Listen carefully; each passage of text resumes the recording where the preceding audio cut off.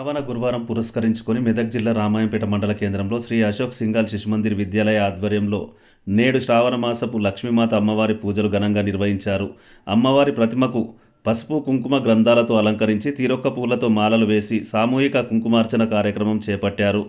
పూజ అనంతరం అమ్మవారికి ధూపదీప నైవేద్యాలు సమర్పించి వచ్చిన భక్తులకు తీర్థప్రసాదాలతో పాటు వాయనం అందించారు.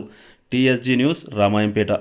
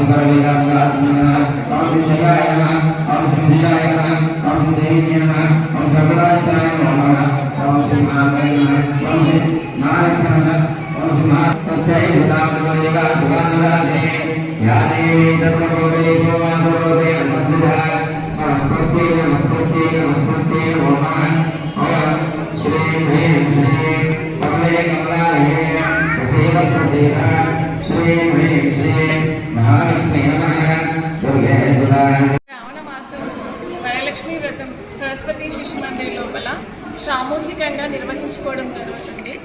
మహిళలందరికీ శుభం కలగాలని, ఆయుర ఆరోగ్యాలు అష్టైశ్వర్యాలు కలగాలని చెప్పి సామూహికంగా వరలక్ష్మి వ్రతాన్ని ఇక్కడ చేస్తున్నాము. వరలక్ష్మి వ్రతం యొక్క ముఖ్య ఉద్దేశం కూడా అమ్మవారిని ప్రతి మహిళ కోరుకునేది సౌభాగ్యం కావాలని కోరుకుంటుంది.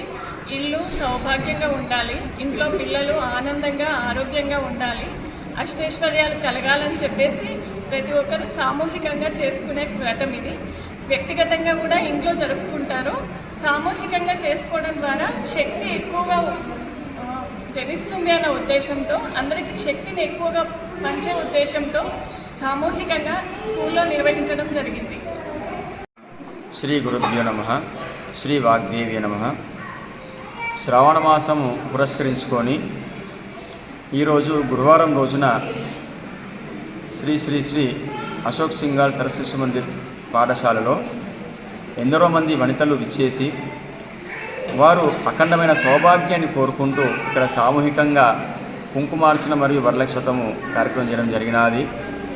అయితే ఇట్టి కార్యక్రమం ఎందుకు చేయాలి అంటే స్త్రీలకు సౌభాగ్యం ప్రధాన లక్ష్యం కావున ఇక్కడ ఆ స్త్రీకి సౌభాగ్యాన్ని ఇచ్చే దేవత, ఆ ఆది దేవత మహాంకాళి, మహాలక్ష్మి, మహాసరస్వతి, ఆ ముగ్గురమ్మల మూలపుటమైన యొక్క త్రినాథ రూపులైన శక్తి ప్రజ్వలిస్తూ ఆ యొక్క స్త్రీలకు సౌభాగ్యాన్ని ప్రసాదిస్తుంటుంది.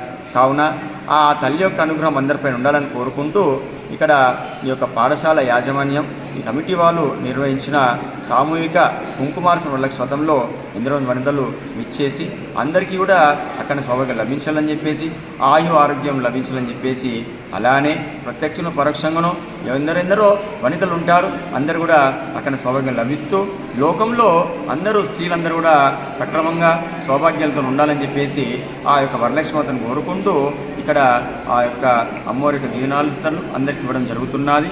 లోకా సంస్కున్న భవంతు, తెలుసుకున్న భవంతు.